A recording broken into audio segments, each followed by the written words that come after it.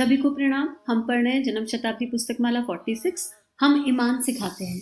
आइए आंखें बंद करें, परमात्मा से प्रार्थना करें कि हमारे भीतर वो जागृति कर दे, हमारा भी ईमान जगा दे। बहुत हमने खुद को धोखा दे दिया, बहुत हमने अपनी अंतरात्मा को धोखा दे दिया, बहुत हमने कह दिया हम अच्छे हैं, हम अच्छे हैं। हम सच में अच्छाई की परिभाषा जरा आप जान लें, अपने भीतर वो प्रेम का प्रकाश जगा लें और अपने भीतर की करुणा संवेदना को उनकी कृपा से जगा लें। वो तो नियमित बताते जा रहे हैं, पर क्या हम चल पा रहे हैं? आज इसकी जांच पड़ताल अपने अंदर अच्छे से कर ले।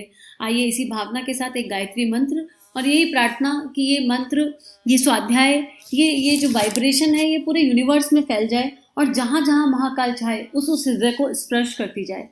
ओम भूर्भुवः स्वः तत्सवितुर्वरेण्यं भर्गो देवस्य धीमहि धियो यो नः प्रचोदयात्। पिछले स्वाध्याय में गुरुदेव ने क्या कहा कि कोई हमारी इंटेंशन नहीं जान सकता, हम अपने साक्षी दृष्टा हैं, हम अपनी आत्मा का सत्य स्वयं जानते हैं। तो अगर हम कोई काम कर रहे हैं और उसके पीछे हमारी इंटेंशन प्योर नहीं है तो कोई जान पाए या ना जान पाए, हम उसे जानते हैं और हमें अपनी इंटेंशन पर काम करना ही होगा, तभी हम सच्चाई के साथ जीवन जी सकते हैं। आज गुरुदेव कह रहे हैं कि मेरा क्या उद्देश्य है, युग निर्माण योजना का उद्देश्य गुरुदेव ने बताया। अब गुरुदेव कह रहे हैं मैं ईमान का शिक्षण करता हूँ। आदमी के ईमान से ज्यादा कशिश और प्रभावशाली दुनिया में और कोई नहीं है। दुनिया में मनुष्य के उच्च दृष्टिकोण के अतिरिक्त और किसी में भी इतनी ताकत नहीं, भजन में भी नहीं। नहीं साहब, भजन में बड़ी ताकत है। बेटे तुमसे हम कह रहे हैं भजन में कोई ताकत नहीं। अगर कोई ताकत रही होती तो ये भजन करने वाले सवेरे से शाम तक क्यों बैठे रहते, भीख क्यों मांगते रहते? अगर ऐसा है तो फिर दरवाजे दरवाजे पर भीख मांगते हैं, क्यों दुनिया भर की चालाकी करते हैं? नहीं साहब, भजन में बहुत ताकत है। अरे मैं कह रहा हूं ना कोई ताकत नहीं, फिर ताकत किसमें है? मित्रों, भजन में अगर ताकत होती तो वह आदमी के ईमान से मिली हुई ताकत है। भजन से बड़ा ईमान, भजन से बड़ा नहीं है, नहीं छोटा है ईमान से, ईमान बड़ा है। मतलब यहाँ गुरुदेव क्या कह रहे हैं कि हम कितनी भी पूजा पाठ कर लें, कितना भी कर्मकांड कर लें, कितना भी भजन कर लें, लेकिन अगर हमारी वाइब्रेशन प्योर नहीं है। मीरा जी के पद हम आज तक याद करते हैं, क्यों? उनकी श्रद्धा, निष्ठा, भक्ति, ईमान सच्चा था। प्रभु के लिए पुकार ऐसी थी कि पूरा ब्रह्मांड हिल गया, प्रभु को उतर कर आना पड़ा। हम कबीरदास जी के दोहे आज भी याद करते हैं, क्यों? क्योंकि ईमान की ताकत थी, वो वाइब्रेशन थी, एक एनर्जी थी, एक ऊर्जा थी। लेकिन सड़क पर, रेलवे प्लेटफॉर्म पर, ट्रेनों में हमने भजन गाते हुए बहुत सारे देखे भिखारी। क्या होता है उससे क्या करते हैं वो लोग? हाथ पैर अच्छे होते हैं, सब कुछ होता है, कोई समस्या नहीं होती, लेकिन फिर भी क्या कर रहे होते हैं? भीख मांग रहे होते हैं। उनसे जाकर कोई पूछे, उन्हें कोई जगा के दिखाए, उनसे कोई बात करके देखे, क्योंकि आलस्य की आदत पड़ गई है। अभी हमने कल एक एग्जाम्पल पढ़ा, जिस एग्जाम्पल के तहत कोढ़ियों से भी स्वावलंबन करा लिया। वो जिन गुरुदेव ने कल किनका नाम बताया था, वो वकील जो थे नागपुर के, बाबा साहब आमटे, उन्होंने क्या किया? उनके मन में जो वाइब्रेशन और तरंग उठी, उस तरंग ने कोढ़ियों को भी स्वावलंबी बना दिया। तो अगर ये किया जा सकता है, ऐसे ऐसे एग्जाम्पल हमारे भारत में बैठे हुए हैं, अगर ये किया जा सकता है तो क्या नहीं किया जा सकता? फिर इस भारत में एक भी भिखारी रहना नहीं चाहिए आइडली। लेकिन सब तक ये वाइब्रेशन, ये ऊर्जा पहुंचे कैसे?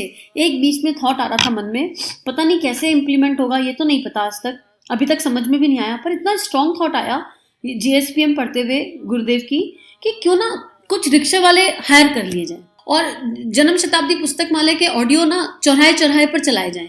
एक रिक्शा वाले से कहें कि आप इस वाले चौराहे पर आज आपको ये एक ऑडियो चलाना है और जगह जगह चौराहों पर ये ऑडियो चलाना है। कहाँ? जहां पर वो लोअर मीडियम क्लास रहती है, जो पान मसाला, गुटखा, तंबाकू बेचती है। अब इससे रिक्शा वाले का भी स्वावलंबन होगा। अपने पास से इसमें श्री लगानी पड़ेगी विदाउट डाउट, राइट? शायद बहुत सारी परमिशन भी लगती हो, क्योंकि ये केवल भाव है, ये विचार में कन्वर्ट नहीं हुआ है, कर्म में कन्वर्ट नहीं हुआ है, लेकिन बहुत तीव्रता से मन में उठा। लेकिन कहीं ना कहीं कुछ लैक है, कर नहीं पा रही हूँ इस दिशा में कुछ, और वो रिक्शा वाले का भी स्वावलंबन बनेगा। ये जो तंबाकू गुटखा बेचते हैं, इनको ही पूछ लें कि भैया तुम रिक्शा चलाओगे क्या? और एक एक आदमी ऐसे कर ऐसी 5-5 रिक्शाओं का खर्चा उठा ले और हम गुरुदेव के इस प्रवचन को ऐसे जगह जगह चौपाल पे चला दे कि आज एक दिन जन्म शताब्दी पुस्तक माला 1 का प्रवचन पूरे शहर में घूमेगा। 10-10 मिनट के, 15-15 मिनट के तो ऑडियो है, बारी बारी एरिया डिवाइड कर दें तो ये क्रांति फैल सकती है। ये क्रांति लोगों को जगा सकती है। कितनों को जगाएगी नहीं पता, लेकिन जगा सकती है, ये निश्चित है। बस हम कर्म करें। अगर ये आइडिया आप लोगों में से, जरूरी नहीं है कि आइडिया यहाँ आया तो इम्प्लीमेंटेशन भी मेरे ही हाथों हो। अगर आप में से किसी को जमता है ये आइडिया और आपकी सामर्थ्य है, क्योंकि इसमें सामर्थ्य चाहिए, इसमें शक्ति चाहिए, बाहर निकलना पड़ेगा क्षेत्र में। हर किसी के पास अलग प्रतिभा है, गुरुदेव ने सबको अलग अलग चीजें दी है। अगर आपके मन को यह आइडिया अच्छा लग रहा है तो जरूरी नहीं है कि आप यही वाला स्वाध्याय चलाओ, आप कुछ भी ऐसा कर सकते हो, कहीं पर भी इस तरह के दीक्षा चलवा सकते हो, बहुत कुछ किया जा सकता है। तो ये आइडिया था मन में, अंदर से बहुत तेज भाव से उठा था और आप लोगों के सामने रख दिया। अगर आप में से किसी की चेतना को स्पर्श करे और आप ये कर सकते हो आगे और रिक्शाएं ऐसी चलवा सकते हो, और इसका प्रैक्टिकल वर्जन क्या होगा हमें भी बता दीजिए। अगर आप करके सफल हो जाते हैं कि आपने प्रैक्टिकल किया तो क्या क्या चैलेंजेस आए, क्या क्या समस्या आई और आप कैसे उससे निकल गए और कैसे सक्सेसफुली किसी भी श्रेष्ठ स्वाध्याय को गली गली मोहल्लों मोहल्लों में हम पहुंचा पा रहे हैं, वो बताइएगा जरूर। अब पता नहीं क्यों सबके सामने ये भाव निकल गया, और निकला तो गुरु इच्छा से है, निकला होगा ये मान के गुरु को ही समर्पित कर दिया। अब आगे गुरुदेव लिख रहे हैं, साथियों मैं आपसे कह रहा था कि आदमी की जड़ें नीचे रहती हैं, जिनको हम सिद्धांत कहते हैं, आदर्श कहते हैं, आस्थाएं कहते हैं, मान्यताएं कहते हैं। अगर वे हमारे पास हो तो मजा आ जाएगा। हम आपसे बराबर निवेदन करते आ रहे हैं कि आप स्वयं अपने जीवन में दृष्टिकोण का परिष्कार करें। हमने आपके कर्मकांडों को कोई महत्व नहीं दिया। उसी दिन हम आपको शिक्षण दे रहे थे कि हम आपको स्नान क्यों कराएं, पीला कपड़ा क्यों पहनाएं। क्यों महाराज जी, अगर हम पीला कपड़े पहन लें तो क्या बैकुंठ को चले जाएंगे? नहीं बेटे, नहीं जाएगा। चाहे पीला कपड़ा पहन ले चाहे हरा, इससे क्या ही बनेगा। हम तो ये याद दिलाना चाहते हैं कि हमारा दृष्टिकोण परिष्कृत होना चाहिए। आपको उस दिन व्याख्या करते हुए हम ये कह रहे थे कि आपके हाथ में दंड और कॉपी इसलिए दिया गया है कि आप मुस्तैदी सीखें। कमर में रस्सी इसलिए बंधवाई गई है कि आप ढीला पोला जीवन वाहियात जीवन है, जिसमें कोई नियमितता नहीं है, ना कोई व्यवस्था है, ना कोई निरंतरता है, ना कोई कर्तव्य है, ना कोई जिम्मेदारी है। आप फौजी सिपाही की तरह से कमर की पेटी बांध करके खड़े हो जाइए, जिससे ये मालूम पड़े कि आप सैनिक हैं। अब क्या गुरुदेव कह रहे हैं कि हर चीज का एक रिमाइंडर है, हर चीज ठीक है। तो अगर पीला कपड़ा है तो वो रिमाइंडर है। पीला क्या है, किस चीज का प्रतीक है? उगते हुए सूर्य का प्रतीक है पीला। पीला किस चीज का प्रतीक है? शांति का, प्रेम का, एक दैवीय वाइब्रेशन का प्रतीक है। तो हमारे व्यक्तित्व में वो दैवीय वाइब्रेशन आ जाए।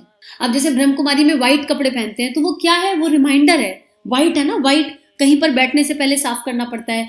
अलर्टनेस, वो व्हाइट क्या है? अलर्टनेस का रिमाइंडर है कि हमें गंदगी में नहीं बैठना, हमें इस कपड़े का दिन भर ध्यान रखना है। तो भगवान ने हमें एक आत्मा दी है जो एकदम सफेद है, और उस आत्मा को गंदा नहीं करना है हमें, इसलिए व्हाइट कपड़ा पहनते हैं। तो हर चीज एक रिमाइंडर है। जगता हुआ दिया, कितने घरों में अखंड दीप चलता है, लगातार दीप जगता है। अपने घर में भी जल रहा है प्रेम दीप के नाम से, आपने उसके सेलिब्रेशन भी देखे हैं। और गुरु की कृपा से अब वो प्रेम दीप और विस्तार ले लिया है, और एक ऐसी योजना चल रही है कि आप प्रेम दीप का वीडियो देखिए, और प्रेम दीप के वीडियो से अपने घर में एक दिया 24 घंटे के लिए जगाइए, और मन में भाव कीजिए कि आपके हृदय में प्रेम का विस्तार हो रहा है गुरु आशीर्वाद से, गुरु इच्छा से। और 3 घंटे की साधना कीजिए। आप वो साधना ब्रेक करके भी कर सकते हैं, और जाने कितने ही परिजनों ने भाग ले लिया और कितने ही उन्हें अनुभूति हो गए। क्योंकि प्रेम दीप का एक ही उद्देश्य है, प्रेम का विस्तार, आत्मीयता का विस्तार। और कम से कम 100 घरों में जा चुका है अब तक, और अब ऑनलाइन के माध्यम से ना जाने कितने हृदयों में जा रहा है। अब तक तो घरों में गया, अब लोगों के हृदय में स्थान बना रहा है। तो ऐसे वो दीप क्या दे रहा है? वो रिमाइंडर दे रहा है कि अरे एक दीप जग रहा है, उसका ध्यान रखना है। किसका दीप है? प्रेम का दीप है।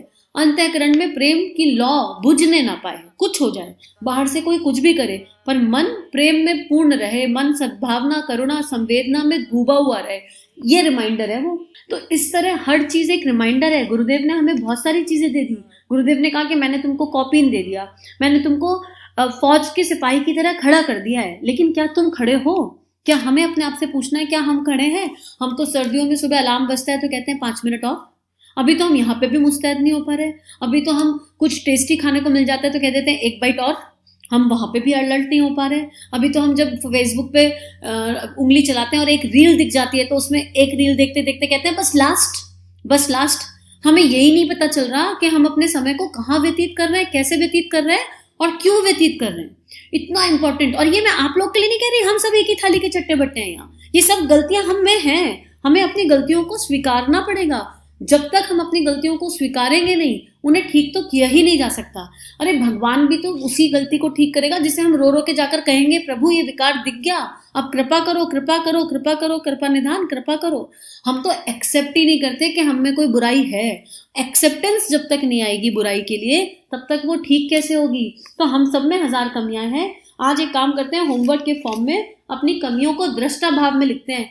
कोई भी कमी हमें लो ना होने दे, गिल्ट में नहीं जाना, फिर और रोगे, हाय मुझ में ये कमी है, हाय मुझ में ये कमी है। हट, क्या होगा रोने से? रो ले, रोने से कमी ठीक हो जाएगी। अरे कमी पता चल गई ना, अब उस पर काम कर, उसको ठीक करना है, अल्टीमेटली तो यही करने आए हैं ना। तो बस कमियों को देखना है, जानना है, समझना है और उन्हें सुधारना है, यही यात्रा है बस। इसके अलावा ईमान और कुछ नहीं है। ईमान इतना ही है कि हम सच्चे दिल से, सच्चे मन से अध्यात्म को सच्चाई से समझकर जी सकें। फिर उसमें आपका बाह्य कर्मकांड मैटर नहीं करता, ये बात हम अच्छे से गांठ बांध के समझ जाएं।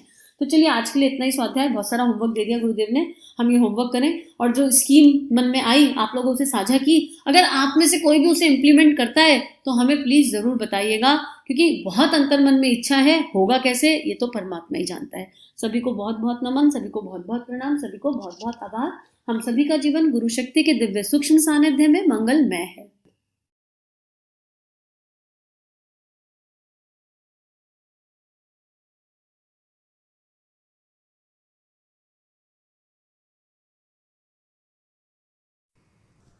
हमारे YouTube चैनल को सब्सक्राइब कीजिए और बेल आइकन पर क्लिक कीजिए ताकि आने वाली सभी वीडियो की नोटिफिकेशन आपको मिलती रहे। आप सभी को बहुत बहुत थैंक यू।